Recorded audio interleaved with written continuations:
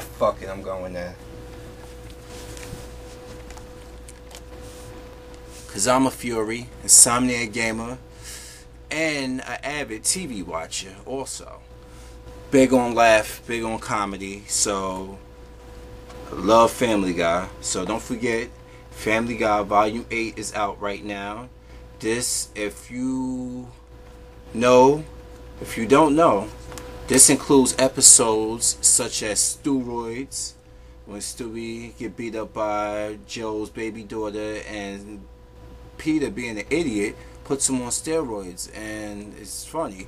And also the backstory is that Chris goes out with Connie D'Amico, the one that Meg wants to be with, and she always just puts Meg down. That chick.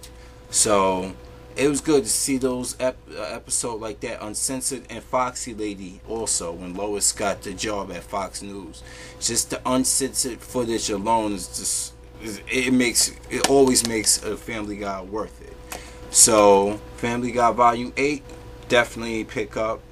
And let me get to also a game that I just finally got around to playing. I already knew it was good.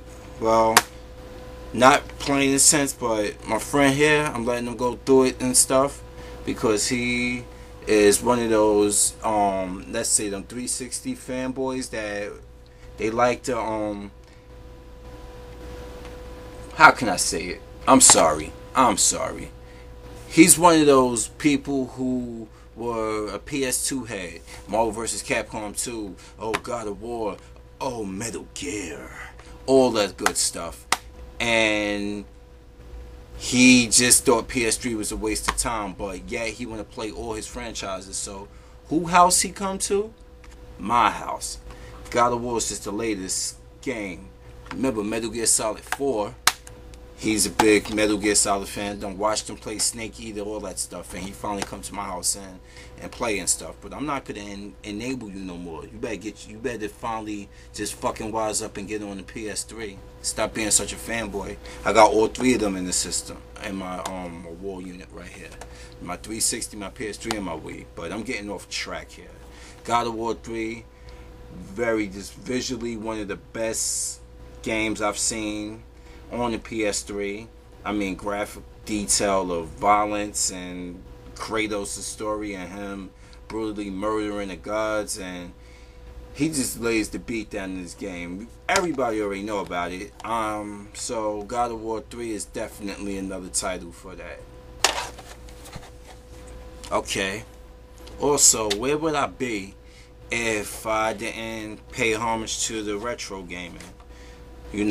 As I sit here, look at my top loader over here, I could think of two games on the NES that just basically were novelty. I personally consider them novelties for the simple fact that they had a cult status following, but when you finally got around to playing them, when I finally got around to playing them, I was very disappointed.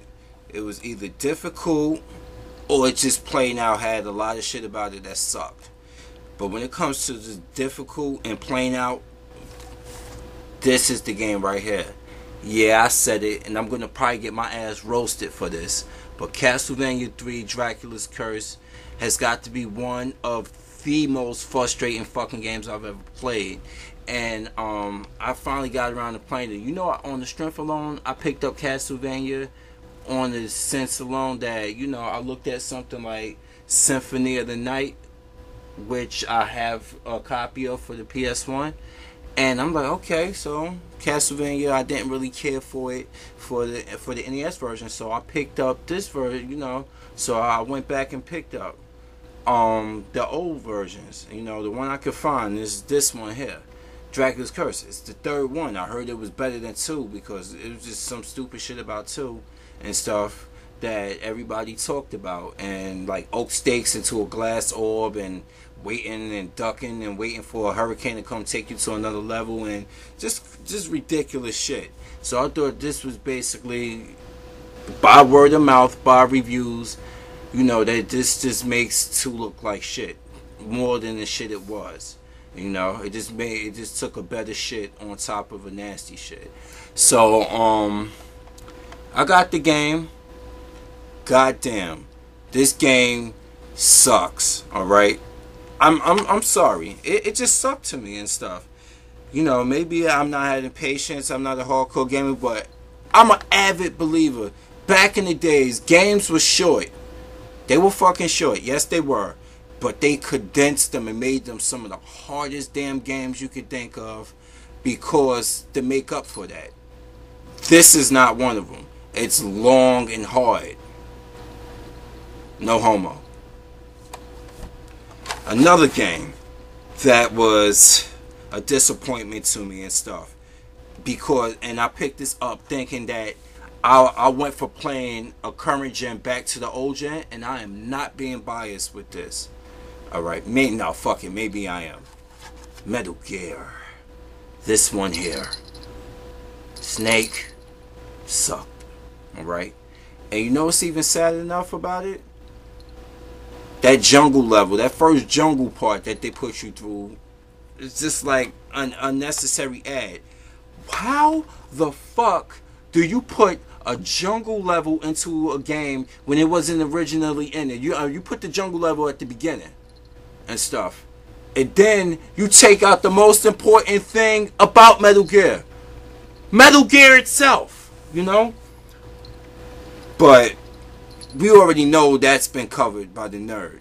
But I just find it strange that the game is, it's stupid that level, a pain in the ass. You go around punching dogs, jumping into vehicles that expand into a super size. How you get into a back of a vehicle? Why you get into a back of a vehicle that look like it only could fit like 2 people? When you get in there, it's like 5 soldiers in like a football stadium span of space. I don't know.